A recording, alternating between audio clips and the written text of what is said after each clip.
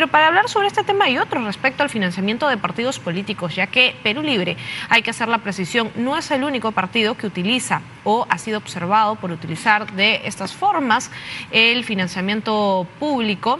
Estamos con Enzo Helguera, especialista en temas electorales, para que nos dé cuenta además de estos detalles y lo que se viene en realidad con esta modificación de la ley de organizaciones políticas. ¿Qué tal? ¿Cómo está, señor Helguera? ¿Qué tal? Un gusto. Bueno, en efecto, no es el único partido político, es uno más de los partidos que se van sumando, en donde la OMPE en esta supervisión que empieza a realizar, empieza a detectar algunas anomalías que pueden llamar la atención, pero que hay que ver si están enmarcados en algún tipo de sanciones o no respecto del marco normativo. En el caso de Perú Libre, de la observación que se hace por parte del diario El Comercio, ¿hay alguna sanción en particular? Es decir, es una persona que no tiene la especialización en realidad en temas políticos, más allá del cargo que ejerció por un tema de confianza en su momento dentro de la gobernación de Junín, pero más allá de ello hemos visto que incluso da diplomados para cirugía estéticas. Correcto. Si nos apegamos al sentido común y a lo que debería ser realmente la obligación de un partido político respecto de su formación, evidentemente es buscar la mejor calidad para formar a sus militantes. Y cuando hablamos de calidad, hablamos de instituciones o hablamos de quien tradicionalmente puede dar este tipo de formaciones al margen del tema ideológico. Sin embargo, tenemos una norma que justamente no arma parámetros que podrían ser similares a las normas del Estado, ¿correcto?, en las que se regulan para todo el aparato estatal, porque finalmente este dinero es financiamiento público. Sin embargo, no están afectados, y este es uno de los casos, según la denuncia del Comercio, que debería tener más luces, porque la norma lamentablemente no regula. Es decir, el día de hoy basta con que una empresa o incluso una persona natural tenga el rubro de capacitaciones o de algún tipo de formación para que, sin tener la especialidad de acuerdo a su comportamiento en redes sociales, pueda dictar, o para muchos podría ser un camuflaje, ¿no?, de justificar algún tipo de capacitación o de justificar el gasto. Pero cuando la norma no regula esto, como es este caso, entonces lamentablemente se puede burlar esta normativa fácilmente. Hemos visto que se estira el significado, incluso dentro de los rubros, y ahí sí me gustaría que usted mismo nos lo explique, porque son 5, creo, en los aspectos en los que un partido político puede invertir este dinero. Y bajo ese apelativo o etiqueta es que estos partidos políticos pues logran sacarle la vuelta, vamos a decirlo así, a la ley y decir, no estamos infringiendo la ley, acá dice capacitación y estamos capacitándolos. Correcto. Del mismo modo también pueden gastarlo en personal que consideran básico para el funcionamiento del partido. Es más fácil, evidentemente, el gasto de capacitación o formación, porque como la norma tampoco te indica que haya un parámetro para este gasto, ¿correcto? Entonces tú puedes gastar desde un sol hasta $500,000 de soles o hasta el 50%, no más del 50% de este financiamiento público que ingresa de manera directa al gasto de los partidos políticos, ¿correcto? Hay que diferenciar que hay dos tipos de financiamiento, el directo y el indirecto. Aquí estamos hablando del directo, ¿no? Entonces hay aproximadamente un 50% que va para capacitaciones, mantenimientos de local, infraestructura, temas de formación. Entonces, bajo esos parámetros es que todos los partidos políticos terminan gastando el dinero, pero por supuesto llama la atención justamente en este tema de capacitaciones. También podría gastar el dinero en investigación, ¿no? En ver qué es lo que quiere más el ciudadano, etcétera, pero lamentablemente en investigación es quizás uno de los rubros en el que menos se gasta. Ahora, se cuestionaba además también, por ejemplo, en Fuerza Popular, que se haya gastado casi más de 20.000 soles en el viaje de la señora Keiko Fujimori, pero ellos lo habían colocado, si no me equivoco, en el rubro de capacitación también, porque habían dicho que era necesario, es decir, parte de ello. Sin embargo, esto es así, o sea, es decir, para poner otros ejemplos, porque si bien hemos empezado con el de Perú Libre, mencionábamos que habían otros partidos y que se busca estirar esta etiqueta para poder continuar generando estos gastos en beneficio efectivamente de quienes lideran los partidos políticos. Pero ahora también es ese otro de los aspectos que se observaba dentro de la OMP, es decir, ¿quiénes son los beneficiados? Solo los que están en la cúpula y los demás a los que debería también capacitarse entre los partidarios, el tema de conocimientos de las organizaciones políticas. Ellos muy pocas veces están incluidos en la capacitación o en la formación.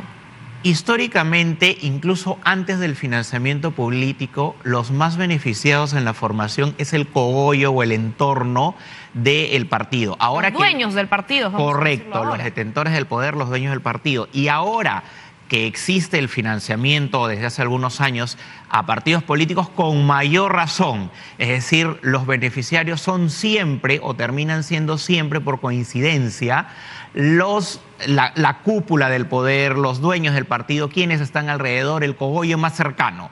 En el caso que mencionabas, por ejemplo, de Keiko Fujimori, hay una excepción. ¿Cuál es?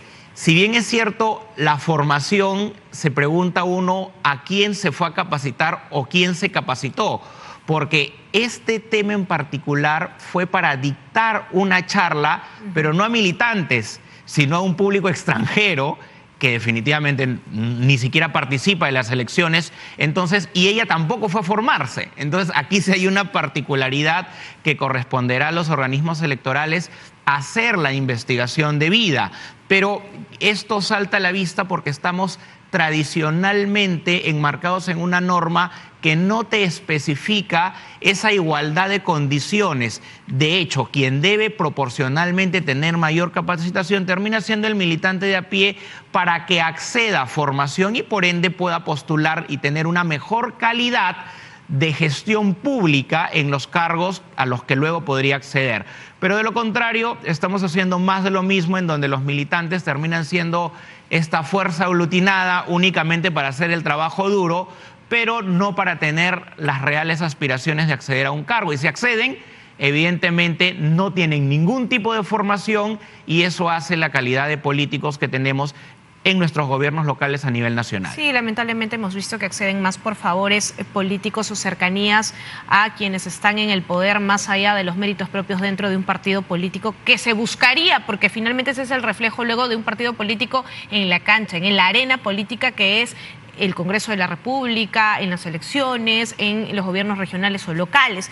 Y hablando de ello, hace poco la Comisión Permanente también en primera votación aprobó este dictamen en que se modificaba la Ley de Organizaciones Políticas, lo que restituía este financiamiento privado de personas jurídicas y además también para ciertas disposiciones del empleo del financiamiento público, como por ejemplo el pago de abogados para quienes estén denunciados dentro de los partidos políticos, es decir, el dinero de todos los peruanos. ¿Cómo ve estas modificaciones?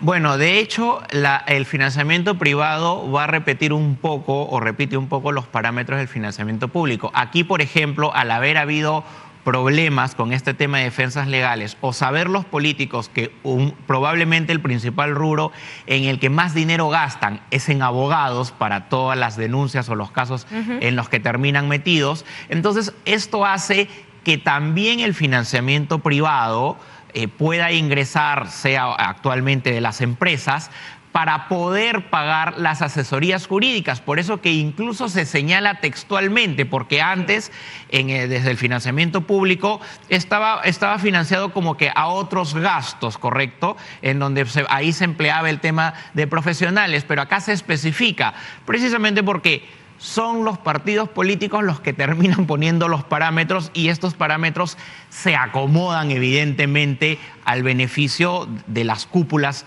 del poder de los partidos políticos. Entonces, no vas a ver una norma de partidos políticos con sanciones severas si en caso se incumplen las determinadas normas. Claro, porque es lo que se debería apelar, es decir, está bien financiar, pero también tienen que cumplir ciertas metas, características para continuar obteniendo estos montos o finalmente decir la ciudadanía, bueno, me estás representando de la manera más correcta. Pero si lo que vemos es, y varios analistas lo dicen así, el deterioro de partidos políticos y que ya no tenemos en realidad sino dueños de partidos políticos en una cúpula muy enraigada, en lugar de tener partidos que sirvan a la sociedad más clientelares, más de individualismos y de luchas de poderes, pues no estamos hablando de una naturalización de los partidos políticos, sino de su desnaturalización, en particular dentro de nuestra propia sociedad. Y si producimos esos partidos políticos sin sanciones ejemplares, sin parámetros claros, pues ¿qué podemos esperar en estas próximas elecciones de 2026 cuando tenemos más de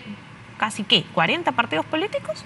De hecho, en la actualidad alrededor de 40, 41, pero pueden llegar a 61. A muchísimo más. Entonces, así es. ¿Qué está pasando? Bueno, tenemos una mala reforma política, una mala reforma electoral, en donde no se terminó de pensar en todos los detalles. Producto de ello es que tenemos una proliferación de partidos políticos. Los partidos políticos, digamos, más antiguos o más tradicionales, hacen lo mismo que los partidos tradicionales de antaño. Hablo cuando estaba el PPC, el APRA. Muchas veces había una concentración de la cúpula del poder que hacía que, como no había la promoción de cuadros, entonces los partidarios empezaban a crear nuevos partidos políticos cuando la norma así lo pedía o lo facilitaba, porque empezaban a bajar los requisitos electorales para formar partidos. Ahora ocurre lo mismo. Ahora es más fácil formar un partido político que probablemente hacerle un proceso a un gobierno local para impedirlo del poder o de denunciarlo. Es mucho más fácil. Por eso es que tenemos esta gran cantidad, y esto termina complicando primero el ciudadano, porque ¿qué orientación política va a diferenciar cuando en una normalidad de 5 o 6 candidatos presidenciales visibles, la gente no podía definir o diferenciarlos? ¿Te imaginas con esta gran cantidad de partidos políticos? Al final, ¿quién gana? Las reformas terminan haciendo anomalías del sistema electoral, y esto termina peligrando, corrompiendo la democracia, destruyendo un poco las instituciones, porque es una cadena y es algo que lamentablemente nuestros legisladores no están pensando. No, y dinamitan lamentablemente lo que podría ser esta articulación tan necesaria, ¿no? Nos polarizamos más, nos fragmentamos más, y el mejor ejemplo es el Parlamento actual que tenemos. Partidos políticos que no tienen bancada, o bancadas que ya no son ni de partidos políticos y responden a sus propios intereses de quienes lo conforman, más no de quienes representan. Correcto. Y dificulta también las negociaciones políticas para hacer un acuerdo de país. Entonces, al no quedar claro, se termina aprovechando o se termina trabajando para muchos personajes políticos que su única pretensión es destruir el sistema democrático y colocarnos en peligro, a veces dándoles argumentos, porque nuestro actual sistema democrático aparentemente no trabaja para el fortalecimiento institucional. Con las personas que deberían forjarlo, pues evidentemente vamos a tener lo que estamos eligiendo, y es que tampoco hay una claridad de quienes deberían estar representándonos, especialmente cuando se les otorga el financiamiento para las capacitaciones y la formación y hacen absolutamente todo lo contrario. Muchísimas gracias a Enzo Helguera, especialista en temas electorales, por clarificarnos un poco este tema, y vamos a continuar con ello porque ya se vienen las elecciones en el 2026 y la campaña empieza a calentar además. De 9 a 11 nos vamos a una pausa, ya volvemos. Gracias, señores. El clima llega gracias a